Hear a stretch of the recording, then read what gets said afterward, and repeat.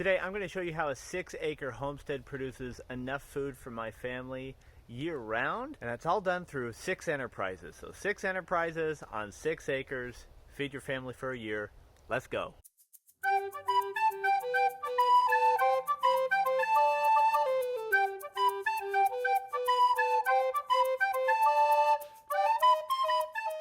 So I get asked all the time, very often by friends and family who know me and say, hey, what are the plans for your homestead? Like, I'd love a video of your homesteading layout. And I always hem and haw and say, well, I don't have a drone, so I don't want to do that video. And people say, just draw it on a whiteboard. So that's what we're doing today. Shameless plug though, guys. I would love to afford a drone, so hit the subscribe button, keep watching my videos. One day we'll get there.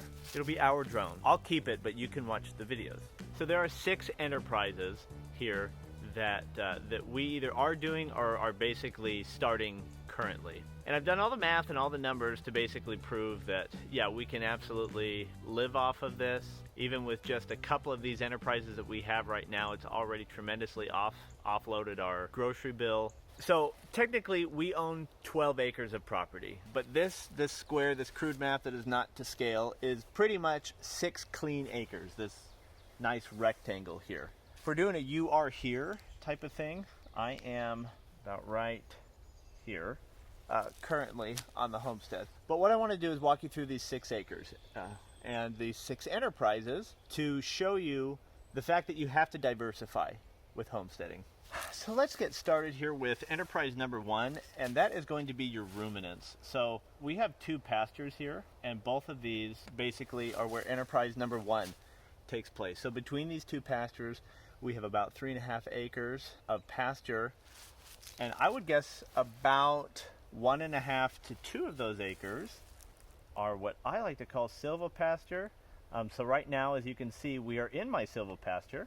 I'm calling this kind of like lower area, the silvopasture area. And what's great about this is in the hot months of the summer, the sheep or the cows are able to come here. So you notice I said ruminants.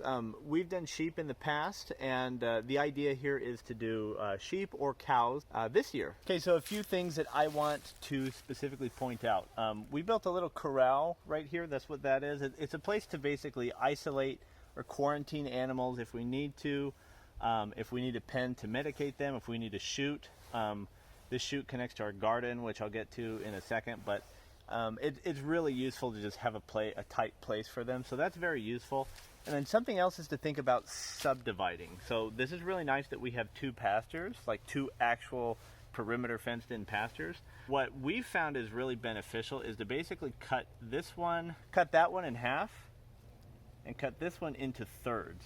And so that gives us basically 5 paddocks that are about equal sized, and it's been really useful for us to rotate our sheep. So that's a must. If you're going to have ruminants, just having enough grass for them to stand on year-round is not enough. You need enough grass to rotate them on. We've never pushed this land to its limits, and I can speak to sheep better than I can cows, but I think it'd be super reasonable to finish out anywhere between like 6 to 12 rams on this land.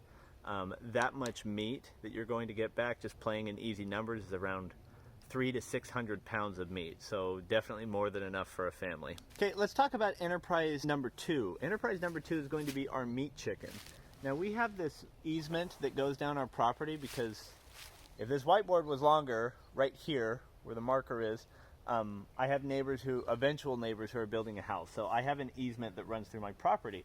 Now that's 50 feet legally that I have to give them, that cuts right between my 2 pastures. I was really bummed out about that until I realized, hey, I still have stuff that I can play with. So as I've done the math, my pastures are about 330 feet long, and I have about 18 feet on each side of the road that goes through.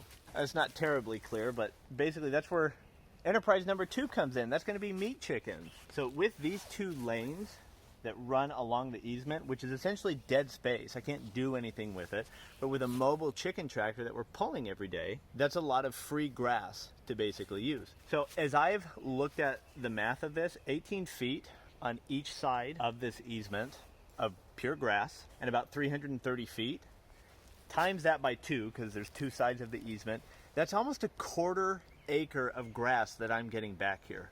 So when I say we're using every square foot, we're really using every square foot. I've done the numbers of how many different individual like chicken tractor poles. If we had 3 tractors, each tractor holding about 20 birds, going from this side of the pasture to the end of my property, turning around and going back to this side of my property, we could finish 3 rounds with not repeating a spot on that grass. So that's 60 chickens right there. I'm going to erase this and draw a bigger version of basically this block right here, because a lot is going on in that little sector. Okay, I've changed locations.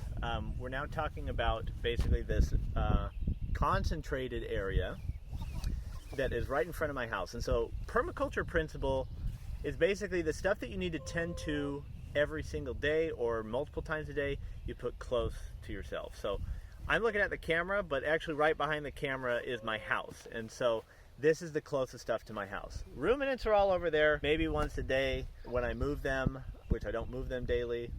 It'd be great if I could, I don't have the space for that. But when I move them, you know, once a week or whatever, they're further away. But the stuff that needs daily attention is right here. Today, right now, where I'm standing, we're right there. Enterprise number 3, we're talking about laying hens. So what we have right here are basically 3 blocks that all are connected to each other. And there is a gate here, and a gate here, and a gate here. So we can rotate between these all pretty darn easily. So we've got laying hens right here. And the laying hens really connect to enterprise number 4, which is our pigs, which we just started. So we have this pig run. This is about 100 feet by 100 feet. Right now we have 2 red wattles that we're finishing out there, and the idea is to move them, basically rotate them between their pig run, our garden, and the chicken run. And the chickens can essentially follow after the pigs where the pigs go. This is our first time raising pigs. I'm not sure what to expect meat-wise from them. We have 2 red wattles. We intend to process them between 225 and 275 in terms of live weight. And so they're only there for about 6 to 8 months of the year. So we don't always have pigs in that run, so it has a fallow season. And within that season, we can use it as a chaos garden. We're thinking of maybe doing like a 3 sisters situation there, corn, squash, and beans this summer once the pigs are off of it. But hey, we'll see. Okay, and number 5 is going to be this capital L shape piece right here. And so the way that we built this is that everything could be rotated within here. And so there are a few sections of this run. So consider this area anything that is an annual. Okay, so that's going to be vegetables is basically it. Okay, so now we're getting complicated. You see why I drew this on a smaller board. There are basically 3 sections of our annual run. This is blank intentionally. We'll build into it, but right now it's just kind of like a family hangout area. Section number 1 of our annual run is our raised planter beds. We're building some right now. We have a really cool method of doing that. We validated it last year that it works. Really cheap way of building these, but so we're going to have 8 beds. We might build 4 more if we like them. And then here's something that we're building this year, and that is going to be a tunnel greenhouse to basically use for I mean, you know what greenhouse is for. Use it for starts, use it for things that like to be really warm. So things like, you know, your tomatoes, your peppers, stuff like that. And then we have this long area that we will basically be using for typical row crop type stuff. So mostly corn and tomatoes and okra, stuff like that grows tall, that is happy to be outside. Now, what I'm trying to do right now is move my number 4 enterprise, pigs, over to this straight spot right here. But the idea is to basically get the pigs to till up this area before last frost comes, to basically have this area tilled up and ready to go for the row crop. So that way it's not true tilling, it still is kind of more like a no-till operation, but the pigs have loosened up the topsoil and left some manure. Between the greenhouse, the row crops, and the boxes, we're going to have plenty of vegetables. Now we're down to enterprise number 6, but there's no other spaces on the map. Or is there?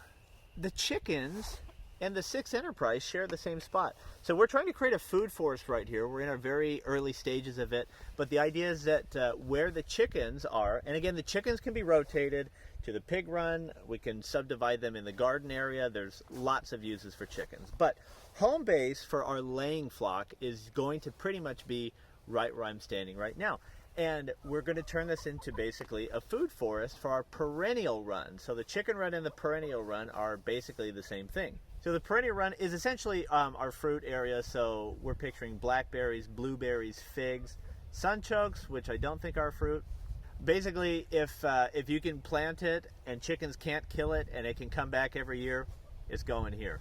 What I'm so excited about for the perennial run is food, like that's the natural habitat for chickens. They love that forested feel. Oh, and did I not say the best part about this? I have another 6 acres this way that is just dense forest, stuff I haven't touched yet. If I was really ambitious, I could go for it right now, but I feel like that's probably good pig territory, maybe turkey one day. But the idea right here is let's focus on what we have. Okay, let's focus on the cleared land. Let's use every square foot of this and then go to the other 6 acres that way. I am PJ with the High Mountain Homestead, and I'll see you on the next video. Thanks for coming today.